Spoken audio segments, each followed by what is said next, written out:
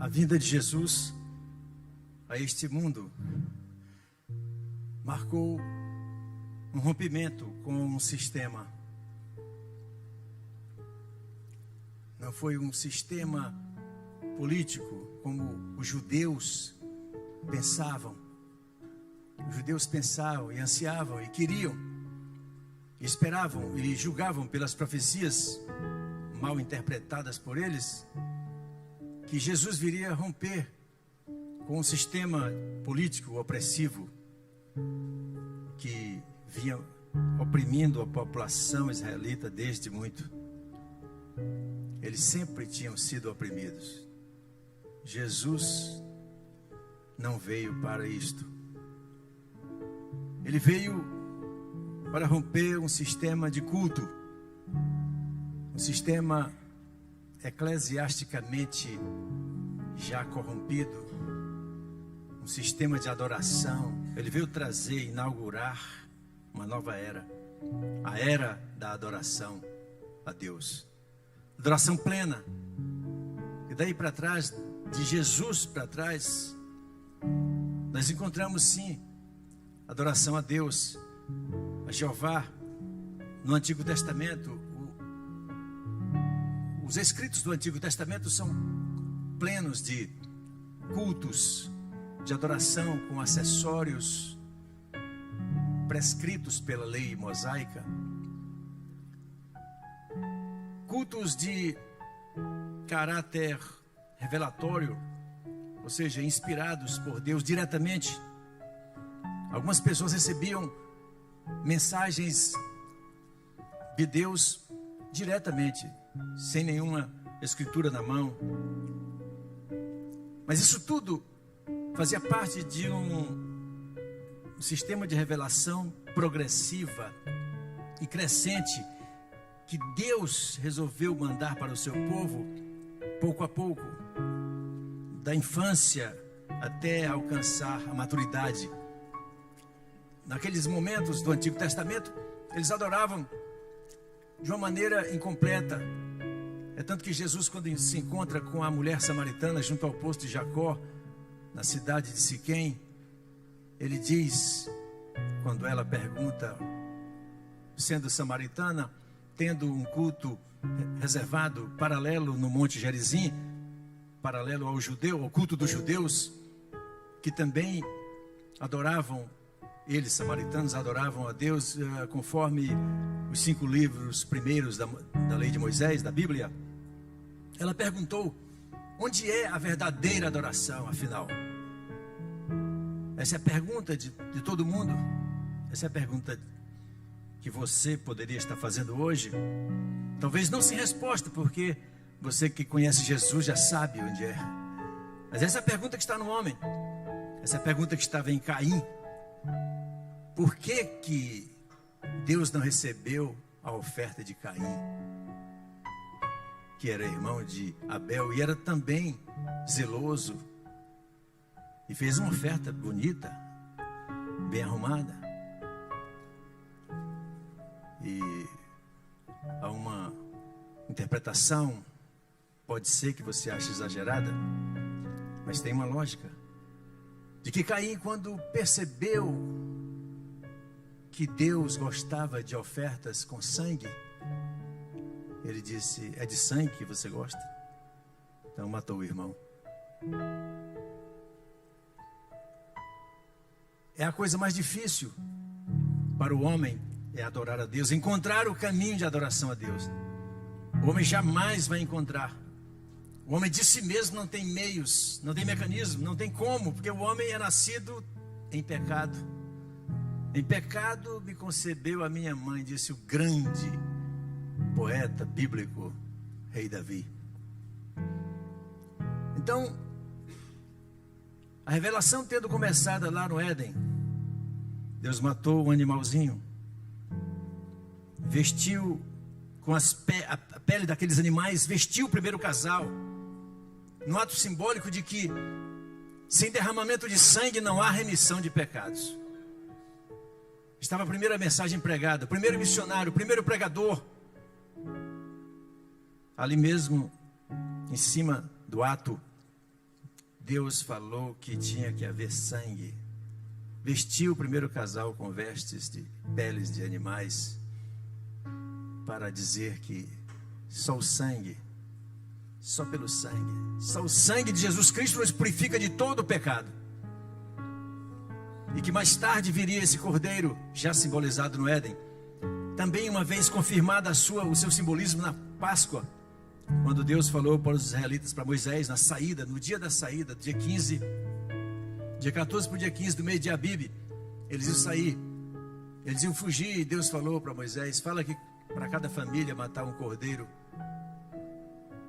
se a família até 10 pessoas, um cordeiro sem mancha, isto é, sem pecado. O cordeiro, aquele cordeiro sem mancha simbolizaria um cordeiro de Deus que viria mais tarde, acerca do qual João Batista, o grande João Batista, filho de sacerdote, sabendo que era sacrifício de cordeiro, quando viu Jesus, disse para os seus discípulos, ele tinha discípulos, ele disse: este aí que vem vindo, este é o cordeiro de Deus, que tira o pecado do mundo. Porque o cordeiro que o pai dele, Zacarias, sacerdote, fazia sacrifício no templo, não tirava o pecado do mundo. Era momentâneo, era temporal. Os sacerdotes também morriam, além do sacrifício ser limitado, o sacerdote também era limitado. Agora está vindo aí o sacerdote, o supremo sacerdote. É esse que vem vindo. Ele é o cordeiro também. Ele é o sacerdote, ele é o cordeiro, ele é o salvador. Então Jesus veio marcar uma época de rompimento. A história não é à toa que se dobra nele, a história se fecha, se curva. E a curva da história é Jesus, a dobradiça da história. Ele está lá, antes e depois de Jesus, antes e depois de Cristo. É assim que a história é. Porque ele veio para romper um sistema de culto, para ensinar, para trazer a graça de Deus presente ao homem. Porque até ali, conquanto tenham sido muito claras as revelações progressivas, como eu falei, desde o Éden até a vinda de Jesus, sobre o que o escritor aos Hebreus diz no capítulo 1: havendo Deus outrora falado muitas vezes aos pais pelos profetas, falou-nos hoje pelo seu Filho. Conquanto tem havido muitas revelações, Jesus é a revelação máxima. Jesus Cristo, ele veio contemplar toda a necessidade do homem de adorar a Deus, veio preencher. Ele é tudo, ele enche a tudo. Está escrito assim, ele é pleno. Então quando ele entrou em Jerusalém, ele sabia que ia fazer o que fizeram com ele, portanto ele não resistiu. Disse diante de Pilatos que, apesar de um homem muito dubiamente colocado ali para dizer: eu não sei se te salve, eu não sei se te condene, tu não sabe que eu tenho poder para te condenar. Então Jesus disse: ninguém tem poder, a não ser aquele que te mandou tu fazer isso. Aquele que está por trás de ti é sim meu Pai que tem poder. E quando o seu discípulo Pedro sacou de uma espada para, lá no Getsemane, cortar, ele cortou a orelha de um soldado, servo do sumo sacerdote, para instintivamente, literalmente era por instinto, porque pelo Espírito Santo não foi, defender Jesus. Ora, ninguém defende Jesus. Jesus é o indefensável, ele não precisa. Então, quando ele atacou o soldado, Jesus pegou a orelha, colocou no lugar, colou direitinho, disse: Pedro, guarda a tua espada. Eu vou beber o cálice que o meu Pai me deu. Eu estou aqui para isso. Não me defenda da minha missão. A minha missão é essa. Você está me defendendo de fazer o que meu Pai mandou? Então, Jesus Cristo veio. Ali estava rompido a antiga aliança. Não há mais possibilidade de alguém crendo, nunca houve, mas antigamente os acessórios culticos da antiga aliança mostravam, projetavam no horizonte muito longe ainda a vinda do grande Jesus, a revelação máxima, Jesus Cristo. Agora sim, ninguém nunca jamais poderia evocar a lei de Moisés, os acessórios de culto, toda aquela gama, aquela indumentária que o sacerdote vestia, que era muito pesada. Nada disso servia mais para nada. Antes era só simbólico, era só para mostrar algo que viria, o perfeito vai vir.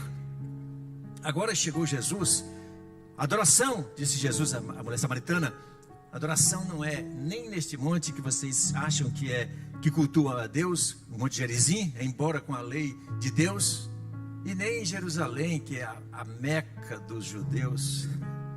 Não é aqui nem ali, a adoração mudou. A adoração não depende de um templo. Deus não está confinado a um templo.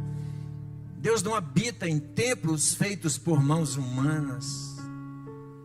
Deus não cabe, nem na terra ele cabe. A Bíblia diz que a terra serve como tapete dos seus pés no máximo. Ele é muito, infinitamente grande. Então, adoração, se há um templo, é o nosso próprio corpo.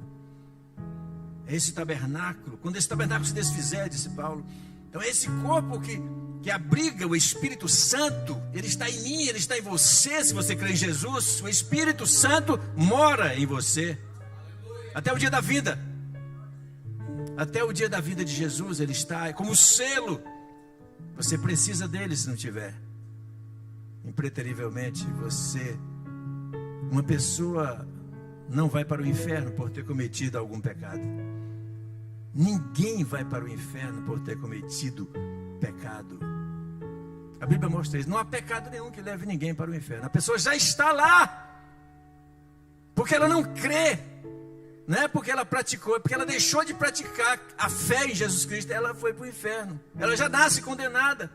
Ela precisa sair de lá. E sair de lá só há um caminho. Jesus disse: eu sou o caminho. Eu sou o caminho. Ninguém, quando diz ninguém, fecha a questão.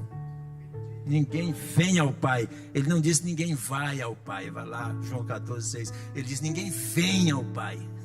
Ele é Deus, então por isso disse isso. Ninguém vem ao Pai senão por mim. Ou seja, o Pai, Ele mesmo elabora através dele e por Ele e para Ele, que são todas as coisas, para que a salvação esteja nele, venha dele, volte para Ele. Então é em Jesus que você vai achar a salvação. Fora dele é morte, como diz popularmente, o chavão popular. Fora de Jesus é caixão, é morte. A morte é o salário do pecado, atingiu a todos os homens. Então Jesus Cristo, o Santo de Israel, o nosso Senhor, a Ele toda a honra, toda a glória, todo o louvor, aleluia, amém.